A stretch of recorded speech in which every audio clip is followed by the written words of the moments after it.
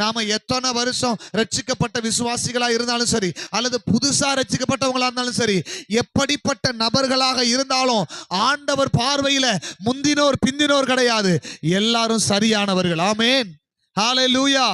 ஆண்டவர் எல்லாருடைய ஜெபத்துக்கு சரியான பதில் கொடுக்கிறார். ஏன் ஆண்டவர் இன்னமும் என் ஜெபத்துக்கு பதில் கொடுக்கல அப்படின்னு ஆண்டவர்கிட்ட கேள்வி கேட்ட ஆண்டவர் சொல்றாரு, என்னுடையது எனக்கு இஷ்டமானபடி தான் நான் கொடுப்பேன். நான் கொடுத்தா சரியாதான் இருக்கும். ஆமென் சொல்லுங்க. அவர் நம்ம வாழ்க்கையில எதை கொடுத்தாலும் சரியாகத்தான் இருக்கும், நியாயமாகத்தான் இருக்கும். சில நேரத்துல நமக்கு கிடைக்க வேண்டிய ஆசீர்வாதம் நம்ம கையை விட்டு இன்னொருத்தவங்க கைக்கு போகும். ஆண்டவர் சொல்றாரு, ஆண்டவர்கிட்ட கேட்போம், ஆண்டவரே நியாயமா இது எனக்கு தானே வந்திருக்கணும், நியாயமா இது எனக்கு தானே வந்திருக்கணும், ஏன் எனக்கு கிடைக்கல? ஆண்டவர் சொல்றாரு, நான் நியாயமானபடி தான் உனக்கு செய்யறேன். ஒரு அல்லேலூயா சொல்லுங்க.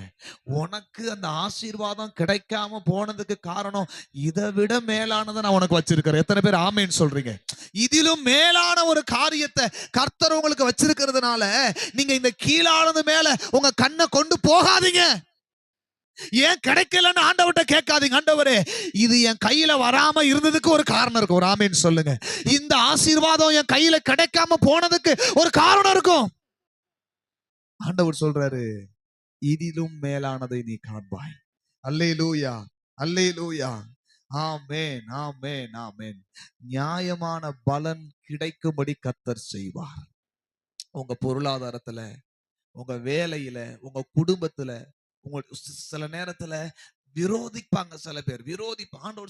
ஆண்டவரே இந்த என்ன விரோதிக்கிறவன் பகைக்கிறவன்லாம் நல்லா இருக்கிறான், நான் உங்களை தானே நம்பிக்கிட்டு இருக்கிறேன், நான் உங்களை தானே சார்ந்து இருக்கிறேன், காரணமே இல்லாம பகைக்கிறாங்களே.